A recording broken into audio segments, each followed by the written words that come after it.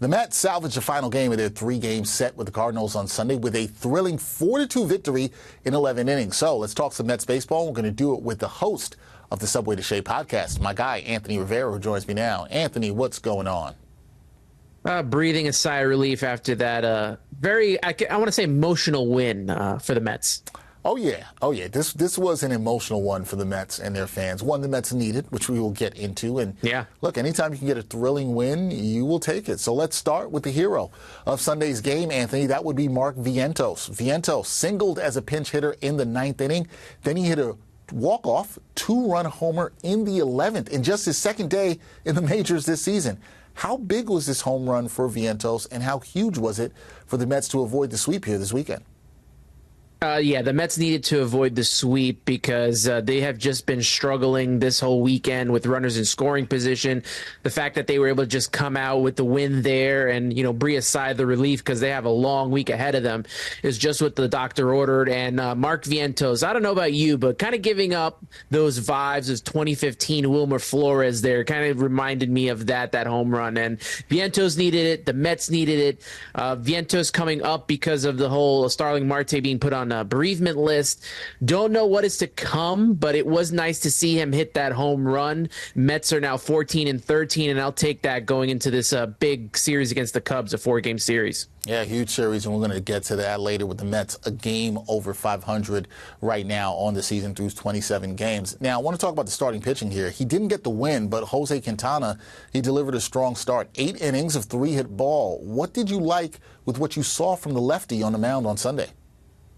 What you just said, 8 innings. We haven't gotten 8 innings from a starting pitcher in a long time. I don't know if we got 8 innings all season last year either. So for Jose Quintana to do what he did, I like that he bounced back from his worst outing of the season against the Giants.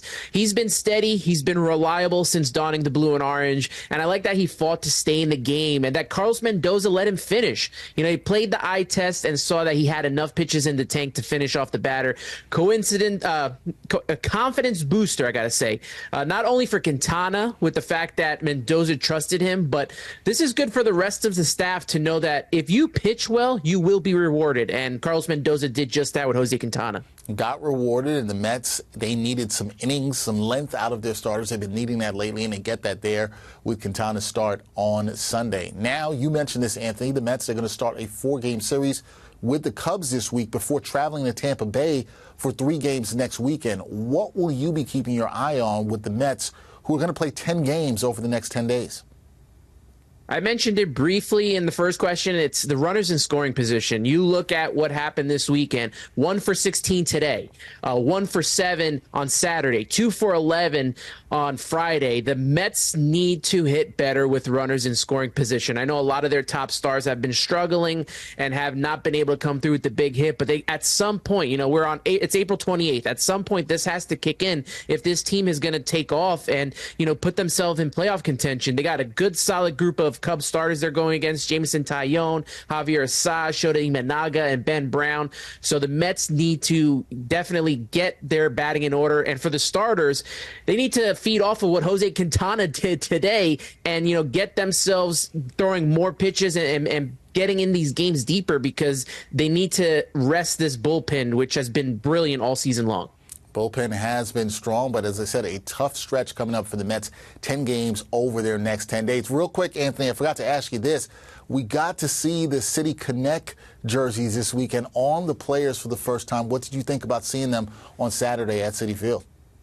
I love them. You always get a different feel for it when you actually see it on the players. So it looked very nice to me, like crisp, clean, fresh, not too much going on, but it was just enough. And just seeing the whole stadium filled with the purple, the gray, the asphalt gray, and the black was very nice. And I had my jacket, I had my hat, my jersey I'm still waiting for. I ordered it, but I'm still waiting for that to come in. All right, they got to send that quickly. I'm glad you like it. I'm glad you were representing with the hat and the jacket.